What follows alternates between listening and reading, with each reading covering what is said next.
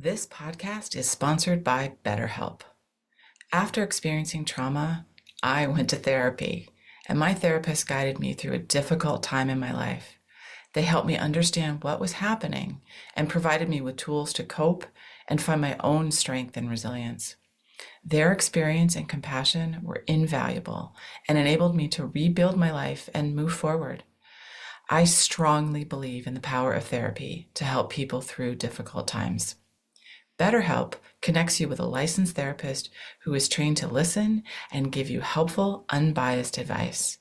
First, you go to their site. You can use my link, betterhelp.com/resilience.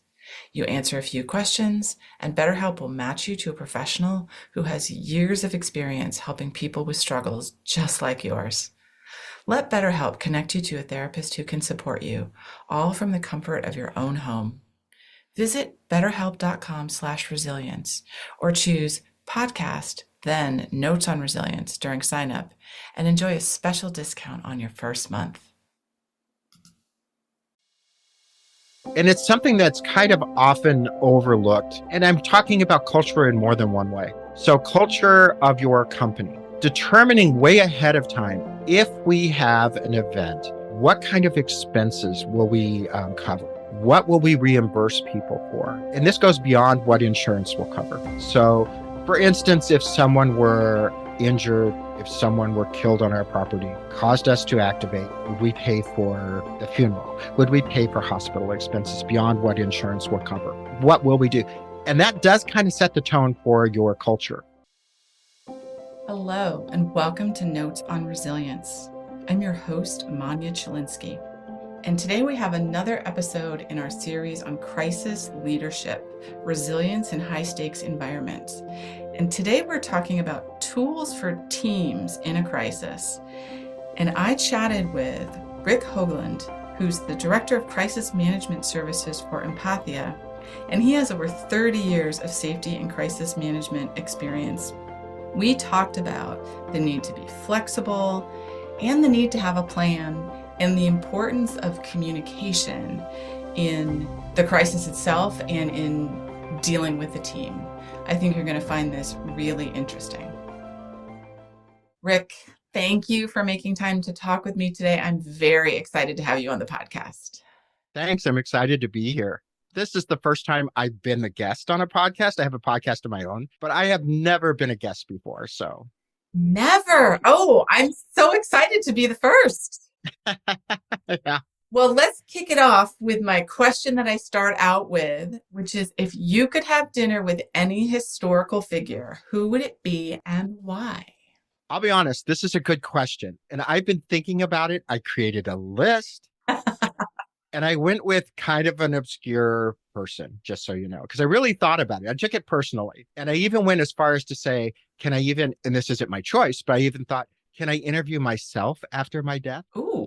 I don't know. It's kind of weird, but I did go there. Okay. I looked at all kinds of historical famous people, and I actually came up with the person that I think I would like to have dinner with is a guy named Jonathan Larson. Okay. I don't know if you've ever heard of him. He's a playwright, and he wrote the play Rent. Oh, yeah. Yeah. And Jonathan was, from all accounts, I didn't know him. He's not someone that I knew, but I've known about him. He was a gentleman that never lived to see the success of his work. And he worked in a diner most of his life. He also wrote some other plays and musicals, but nothing that went on to Broadway. Mm. And when Rent went on to Broadway, that was huge for him. Of course, it would be huge for anybody. And he had a lot of sort of new actors and actresses that were going to be in the play. And they have all become very famous now from starting in this musical named Rent. And the reason I chose it is he actually died 2 nights before the play opened. So he never got to see the play. Mm. His parents flew in for the opening and found out he had died. Oh. And they suggested that the play go ahead. It should open, and the play did. And it ended up being the 11th longest running play on Broadway. It's huge. And it had a revival 2 years after it closed, which nobody does that. Oh. I mean, it's kind of amazing. That's a great selection. I wish I could make these things happen because I would want to either join you or hear the results of your conversation. Yeah, he had no idea that it would be successful. And not only that, his parents established a place for artists to get grants. Oh, wow. So in his name today, artists can apply for these grants. And it's just kind of an amazing story that he has no idea that this went on. I guess it's a little like Van Gogh. He died before he was famous as well. But I just think the contemporary nature of Jonathan Larson is really interesting to me too. Thank you. I appreciate the thought that you put into that. So, we are here today talking about crisis leadership, and we wanted to talk about it generally, but also look at tools for teams who are dealing with a crisis and, balancing the need to be ready and be rehearsed, but be flexible in the moment. And just to get us started, I would say, how do you define crisis leadership? I think I'll give an analogy, might be the easiest way. An effective crisis leader. Notice I use the word effective because there are some out there are going to tell you that this isn't the way I do it and it's different for me. And then I always come back and go, but is your style effective? Mm-hmm. And in my perfect world of crisis management, if I had to choose a leader, this is kind of what I would do. They're a conductor. They're just like a conductor of a symphony. You start with a group that sounds terrible. Think about your high school band. The first time you get a piece of music, it's horrible. I can't imagine being the conductor of a high school band the first time they get their music. By the end, everyone's playing, and I guess this is meant to be exactly as I'm saying, off the same sheet of music. Right. Everyone is playing exactly alike. They're ready to go. They're ready to perform it in front of others. And that's kind of what an effective crisis manager does. They're making sure that everything's coordinated, that there's synchronization between all the people. They're making decisions how softly, how loud, what tempo things go at. They're also making sure that the message is clear that they're trying to. As a conductor, it's about emotion and it's about making the audience feel what you feel. Mm-hmm. And crisis management is a little bit that way too. I mean, you're really making the communication so that the team works as an effective unit. The leader of a crisis is definitely a team lead. Right. Making sure all the details are there, but at the same time, super calm under pressure. Yes. That's huge. And I've seen conductors that don't look like they're very calm, but the reality is a good crisis leader is a super communicator and they're communicating in a calm way. Now, I like that analogy, and it strikes me that where the analogy kind of goes off track is that as a conductor, you are leading the orchestra, the team, and you're practicing, and the end result is you have the school concert. Crisis leaders could do all of this work and not have to ever do it in real life. Exactly. And I'm even saying that, the school concert at part of my analogy, it's never going to go as well as a school concert goes. Yes. Let's just face it, it's a crisis. So you're trying for that might be like the ultimate goal. Like the whole time you're prepping for it, the whole time you're getting your team ready, the whole time you're developing tools and you're doing all your homework before this happens. You may never have the big concert at the end. You may always strive for it, though. I think it needs to be there that you're striving for it. But in the back of your mind, you have to know that there's going to be a surprise in it. Every single crisis event, there's some surprise, there's some twist. It's almost like a movie that suddenly has a big twist at the end. There always is. Sometimes they're not huge twists, but it never goes exactly as it's planned. And so you need a crisis manager or a crisis director that can handle those shifts and handle those changes and be able to communicate it, like I said, in a calm way and in a clear way, because communication is key to all this. And making sure that your team isn't getting caught up in the fact that things are changing. You got to be flexible. Yes. Well, how do you, as a leader and as a team member, how do you plan for that flexibility and the unknown element of what's going to happen when there's a crisis, since you can't predict what is going to happen that you need to deal with? Some of it is, there's probably two different ways that I would say, and they work in conjunction with each other. Mm-hmm. And one of them is when you're writing your plans, they should be directive to the point where you're able to have a standard way of doing a process, but they still need to be flexible. And this would mean like doing, it used to be, and I've been doing this for a long time, forever, since dirt was invented, basically, I started them. And it used to be we had a plan for fires, and we had a plan for earthquakes, and we had a plan for this and a plan for that. Now, which I agree with this, it's more of an all hazards approach. Okay.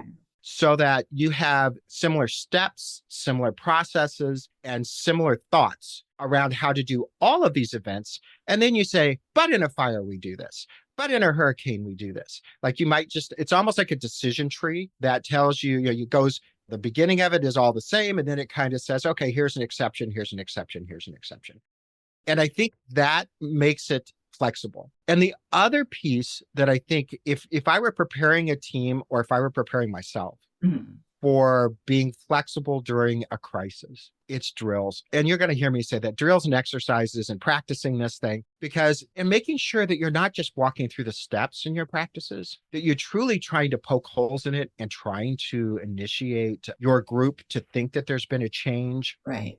And those are generally through you could have we call them injects, but they're just like pieces of information that suddenly it changes everything. I just did a drill where everyone thought it was about a hurricane, but in reality, the drill was about a hack to their systems. Oh, wow. Okay. And it threw them like crazy. We used the hurricane as a way the hackers got into the system. So the whole group was ready for a hurricane scenario. It wasn't a hurricane at all. It was a hack into their system. And they had to totally change, including the players.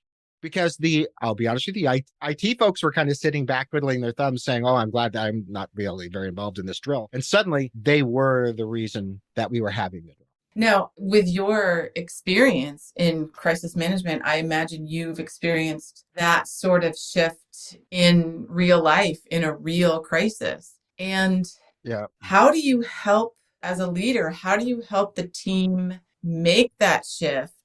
And I guess also kind of deal with the difficult emotions that must come with that. I think that it comes down to a couple of things. One is communication.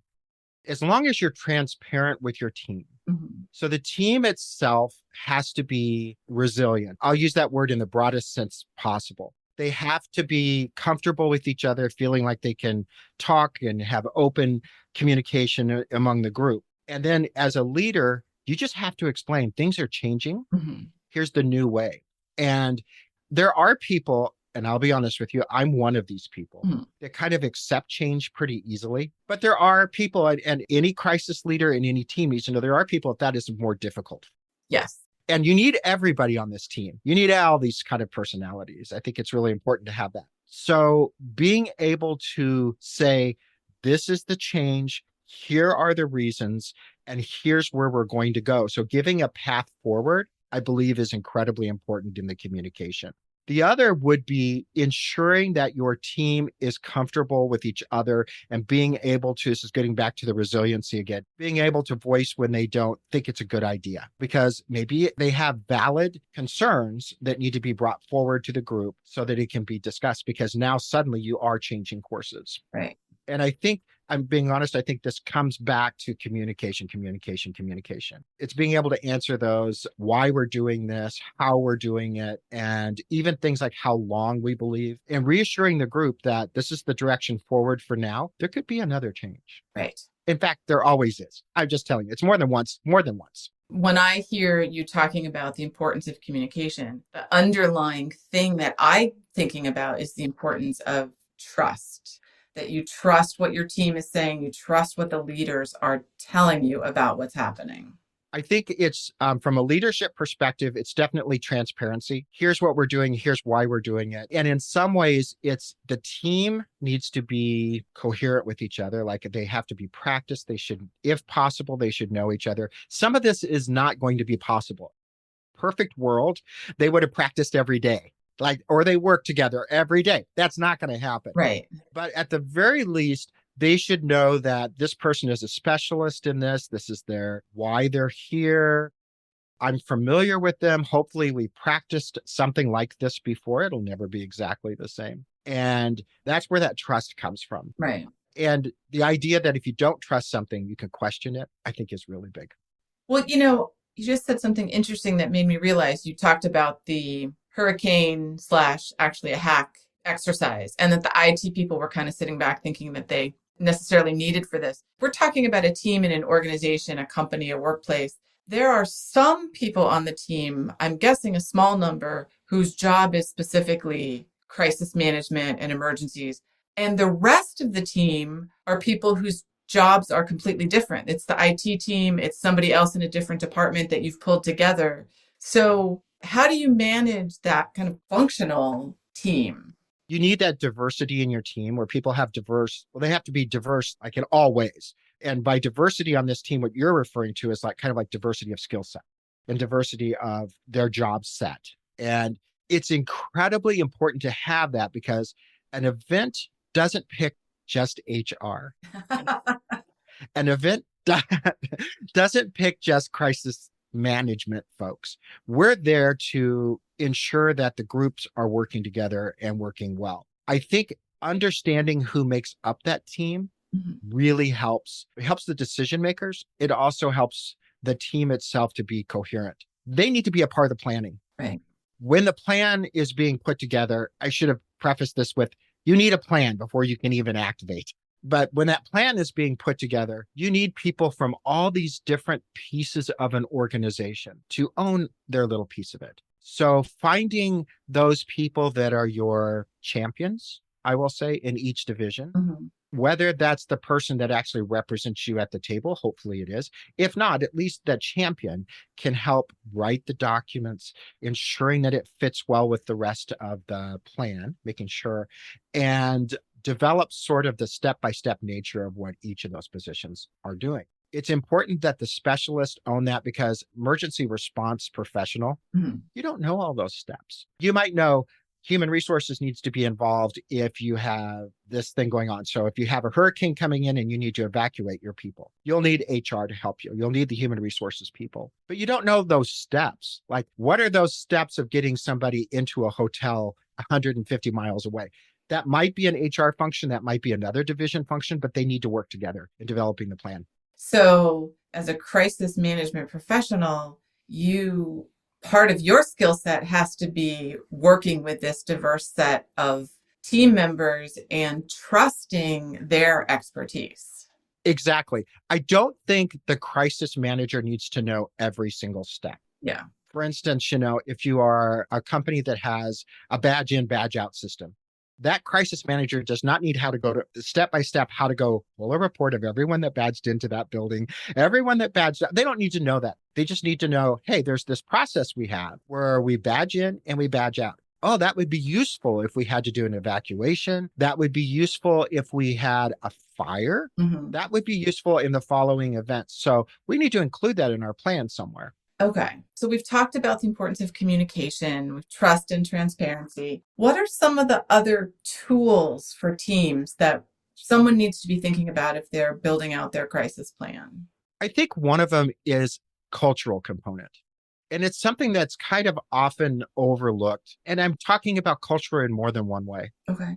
So culture of your company, determining way ahead of time, if we have an event, what kind of expenses will we cover? What will we reimburse people for? And this goes beyond what insurance will cover. So, for instance, if someone were injured, if someone were killed on our property and it caused us to activate, would we pay for the funeral? Would we pay for hospital expenses beyond what insurance will cover? What will we do? And that does kind of set the tone for your culture. Also in your communications, your company culture comes through in your communications. That would be internal and external communications. So internally meaning to your employees, externally meaning to all of your customers, potentially on a website or social media, all of that piece. So how do you fit your company culture in that? Secondly, I wanted to talk about culture of where the event occurs. So that would be like a community culture.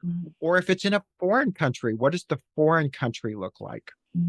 And you should be prepared to accept the culture of where the event occurs for part of your response. So if, for instance, your event happened and it happened in a place like, let's just say, a First Nations land. So you may have different rules, different customs. You may not. They may be exactly the same, but they might be different. So we want to make sure that we are respecting the local culture, the local way of doing things. And that's something that people often forget. Others is to remember your community resources. So incorporating things and people and how to use that when you've had this crisis event. Right. And part of that plan that people forget, it's not just about taking people in and saying, you have a skill set we can use. It means actually vetting them ahead of time. It means having a very large, unfortunately, process for spontaneous volunteers, spontaneous donations of things. What do you do? And you have to think long term. Memorials, if there was a death, what do you do about memorials? Are we going to open them to the public? This all needs to go into your planning.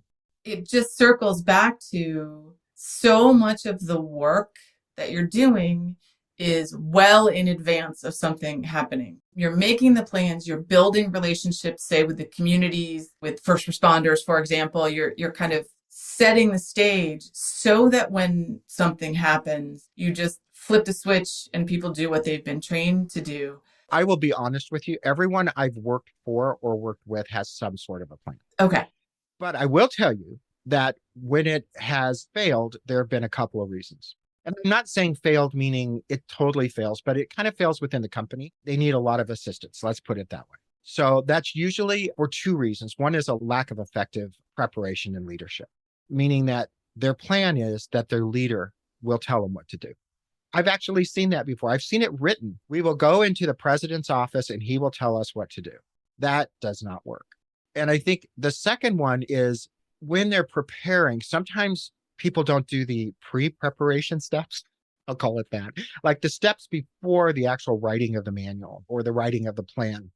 And that is assessing what kind of risk do we have? What kind of risks are at school? To school, for instance, what are the risks? Well, we could have a structural problem. We could have a fire. We could have an active assailant. We could have a protest. We could have, it goes on and on and on. And then developing your strategies or your plans around what are those higher probability, higher risk events. Yeah. And then maybe even developing general plans like this can be used for a lot. We might have to be very flexible if we're using. I appreciate that point. You were earlier talking about the all hazards plan. And I imagine that for certain organizations or in certain locations, yes, all hazards. And these are the ones that are most likely given our circumstances. Exactly. Like I said, an all hazards approach would be you have some steps at the beginning, especially that are very similar. And you're borrowing from all these other risks like, oh yeah, this would work for this. This would work for this.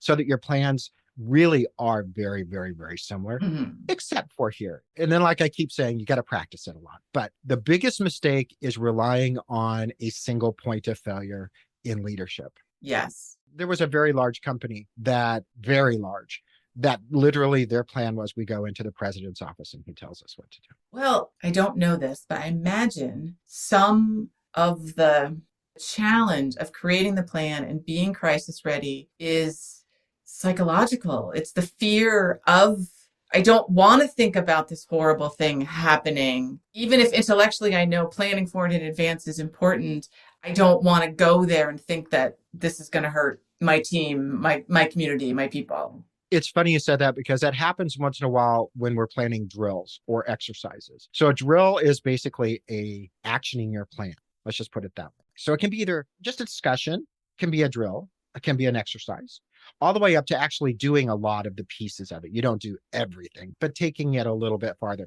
all of that. And I've had people worried that if we did a drill about, I'll just use an example, a fire in a building, that they will have a fire in the building. They're really worried about that. And I said, well, you probably would have that fire anyway, and at least you've exercised it. You know what to do. And they go, I know that's logical, but it's kind of like, it's a superstitious thing. It's a little bit, what is that, confirmation bias? You buy the blue car and suddenly all the cars you see are that same shade of blue, but you never noticed that before. So it's, I'm thinking about a fire. So now that's the thing I'm afraid that's what's going to happen. Rick, we're getting close to the end of our time. And is there anything I didn't ask you that you wanted to make sure to share with our listeners about tools for teams and crisis management? I would say I'm going to drive home that missing piece again about culture. And it really hit home with one of the activations that I was involved in. And it was an activation in a war zone. And our idea initially, which proved to be wrong, I will be honest with you, it was just the initial gut, was we'll set up these phone banks and we'll have people, we'll give them a resource to be able to communicate to counselors. And I like that idea. The piece that we didn't consider in the very, very beginning, we actually, before we ever launched this, we had come to this, but I thought it was an important lessons learned, was using locals on those phone banks. So we ended up using local counselors speaking local languages that also were involved in the actual conflict, could truly authentically identify with those that called in. Mm-hmm. And that was really important.